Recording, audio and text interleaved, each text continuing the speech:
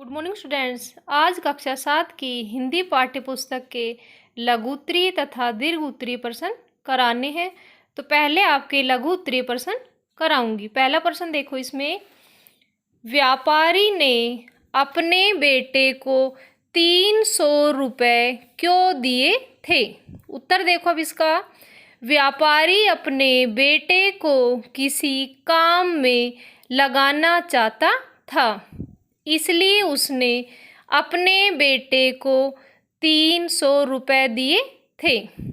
दूसरा प्रश्न देखो, व्यापारी ने युवक को घर से निकल जाने के लिए क्यों कहा।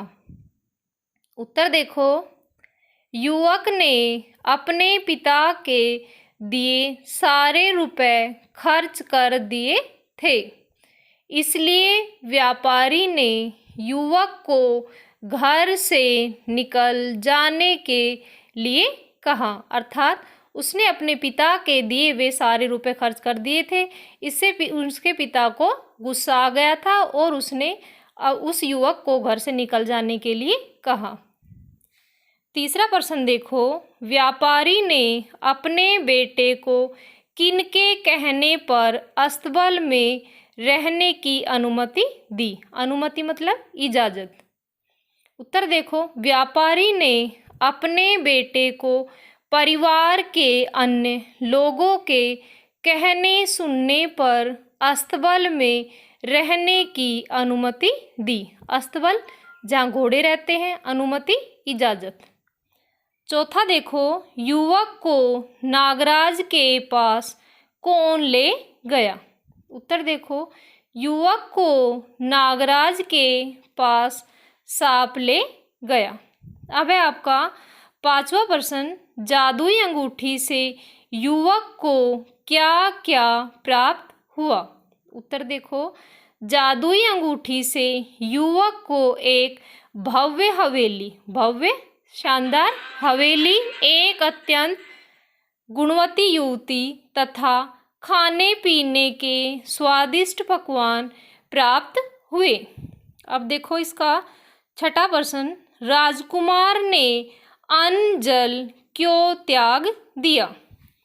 उत्तर देखो, राजकुमार युवती से विवाह करना चाहता था, इसलिए उसने अन्न जल त्याग दिया। अब देखो सातवां प्रश्न, युवक वैरागी बनने के लिए क्यों उद्यत हो गया। उद्यत मतलब तैयार। युवक अपनी पत्नी के विरह में, विरह अर्थात दुख में, वैरागी बनने के लिए उद्यत हो गया। उद्यत मतलब तैयार हो गया। ये थे आपके लघु उत्तरीय। अब आगे आपके दीर्घ उत्तरीय प्रश्न।